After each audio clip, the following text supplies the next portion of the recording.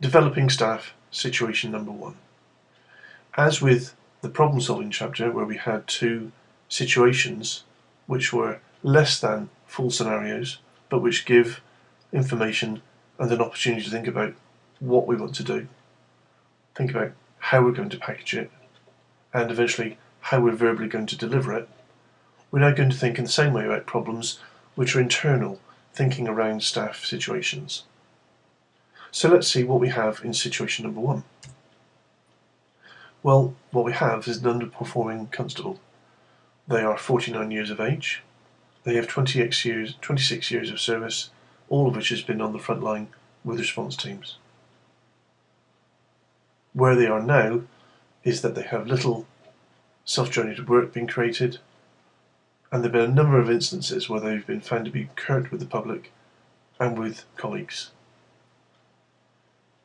They're walking through treacle, it seems. It's taking a long time to get them to complete their work, investigating crimes, making arrests, putting through work. The handover note that you've got from your colleague is that this situation appears to have deteriorated over the last 4 months or so. There are no previous discipline issues. So you would have started with an introduction phase that would have valued the response officer and that would have looked forward to working with a colleague. The problems that are identified would be introduced and the role actor invited to make comments about them.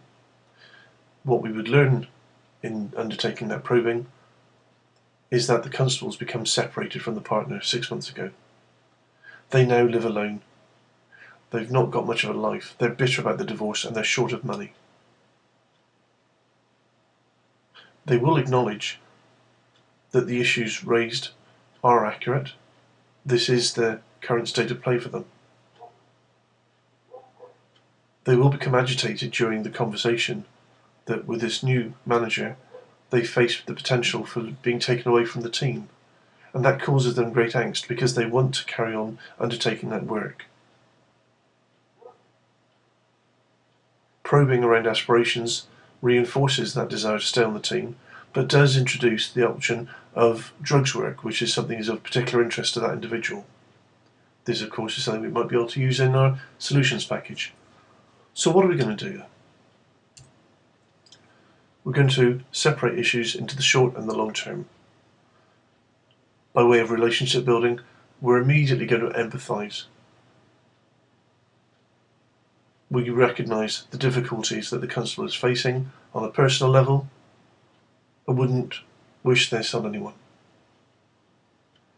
However, an immediate challenge using the CURSE programme is called for because it's unacceptable that they've allowed their work to slip, and it's unacceptable that they have been rude to the public and have had poor relationships with colleagues. This reduces the quality of service that we can provide to the public, and certainly being rude with the public is going to lead to reduced confidence in the quality of service that the public expects from that officer, who is a representative, an ambassador for the rest of the organisation.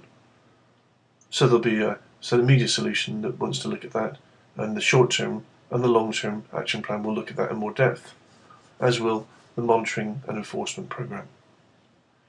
Well, what support can this officer be given? Immediately it can be made reference to the fact that there's a welfare department for the organisation, and in certain circumstances a crisis loan may be possible. A future meeting to discuss that in more detail should be arranged. You won't want to take up a lot of time about it now, but what can be said is that you would like to be able to find a representative to join the role actor and the candidate in the meeting, or it may be that you get information and then speak to them about it to see if it appears practical and relevant. But an early demonstration of your willingness to support the role actor will hopefully be met by the role actor's willingness then to comply with the requirements and standards that you set out.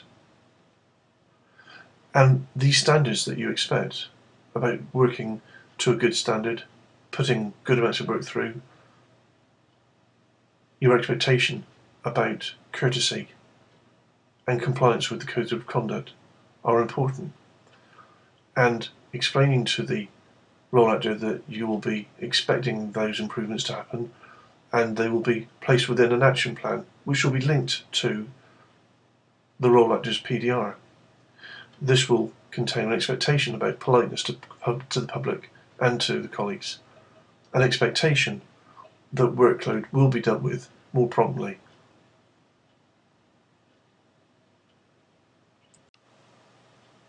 Hopefully, we're going to find a time in the future when that action plan has been successful, which allows us to move into the long term. At this point, reward is relevant. For someone who has been performing badly and they've been pulled up by their bootstraps, by themselves and by a good candidate, then a reward is relevant. And in this case, it's a reward that actually will benefit not just the individual, but the team, eventually the organisation, and the neighbourhood. So what we want to do in this case is take that interest in tackling local drugs, put the individual in a short-term drug squad attachment where they can improve their skills, improve their relationships with specialist departments, to be able to come back into a future team role where they will be a good link with those specialists, with intelligence teams, where they can help the supervisor coordinate the work in gathering intelligence, building up to executing warrants, and becoming the officer in the case for certain matters as well.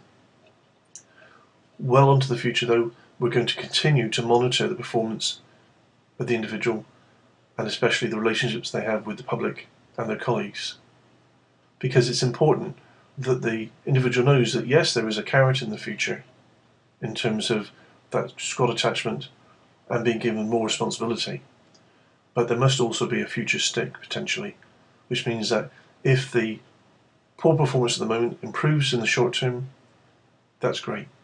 But if in the future it deteriorates, well, in that instance, they must expect that there will be consequences to that.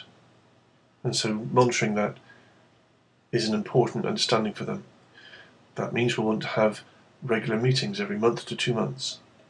We'll want to review the success and evaluate whether or not that individual has fully improved. Now in this case, I've not described any next steps because with the action plan and the other issues in the longer term that I've described, you're very much describing action that you as an individual are taking to manage this issue well on into the future.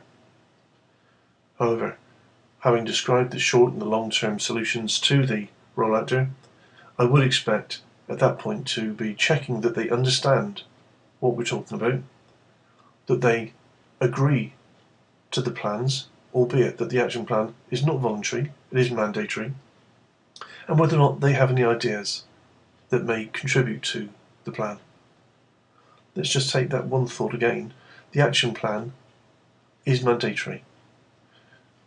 The phraseology that I like to use is that where I'm developing someone and it's going to happen whether they want it to or not because of poor performance, for instance, I always refer to that as an action plan. Where somebody wants to develop and it's voluntary, I always think of that as a development plan. You can argue that those are just semantics and words, but by keeping clear understanding for myself about action plan and development plan, it means I don't get confused. That concludes developing staff situation number 1.